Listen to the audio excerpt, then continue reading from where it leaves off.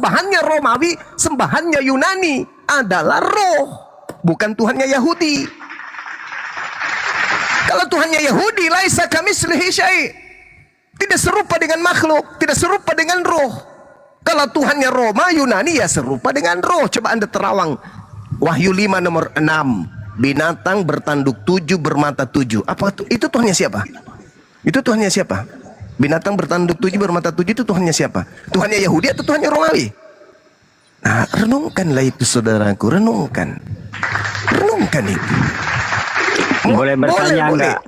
Boleh saudara membenci saya, benci fisik saya, tapi dengarkan yang saya sampaikan. Salam kenal. Insya Allah sebuah kebenaran. Iya, salam kenal. Ya, izin gurundaku, ini silakan. ini sering buka koma dan memframing Islam. Silakan diskusi sama beliau ini. Sok pinter dia memframing Islam. Bagus, silakan. Iya, boleh bertanya. Dari Katolik atau Protestan? Saya Protestan. Oke, silakan. Iya. Pertama-tama kalau berbicara masalah Allah ya, untuk kami dalam keyakinan iman Kristen kami, ya kami mengacu kepada Kejadian pasal 1 ayat 26 ya. Kami sangat mengenal Allah kami ya. Kejadian pasal 1 ayat 26.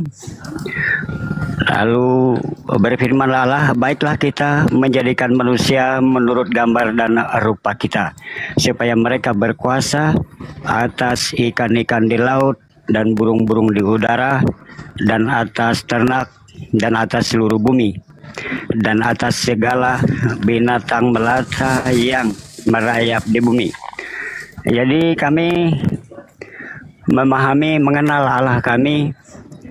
Ya, dia serupa dengan kami. Dia serupa dengan makhluknya, sekalipun itu tidak mirip sepenuhnya, karena Allah adalah tidak terbatas ruang dan waktu, dan manusia terbatas ruang dan waktu.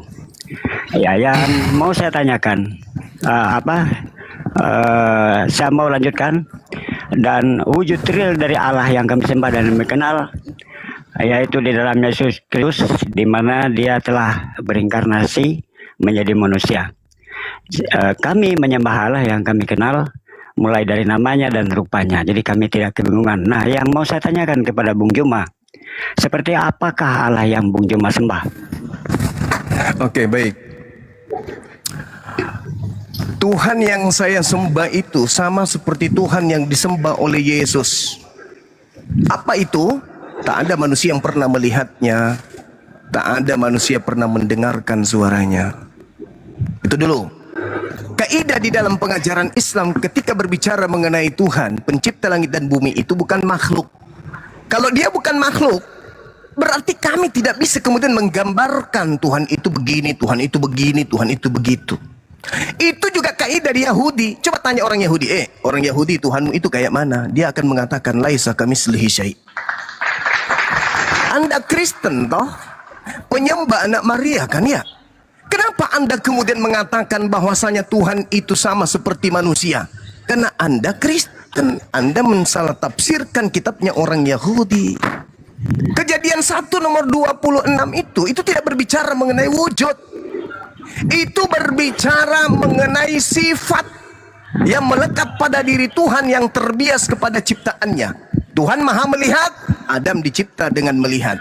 Tuhan maha mendengar, Adam dicipta dengan kuping. Tuhan maha berbicara, maha berfirman, Tuhan menciptakan kemudian Adam. Tuhan maha dengan mulut, Tuhan maha mengetahui, maka Tuhan menciptakan kemudian dengan akal manusia. Tuhan maha berkuasa, kokoh bertahta, kemudian Tuhan menciptakan manusia dengan 2 kaki. Tuhan kemudian maha memberi, kemudian Tuhan menciptakan Adam dengan 2 tangan untuk memberi. Bukan berarti wujud Tuhan itu sama seperti Adam.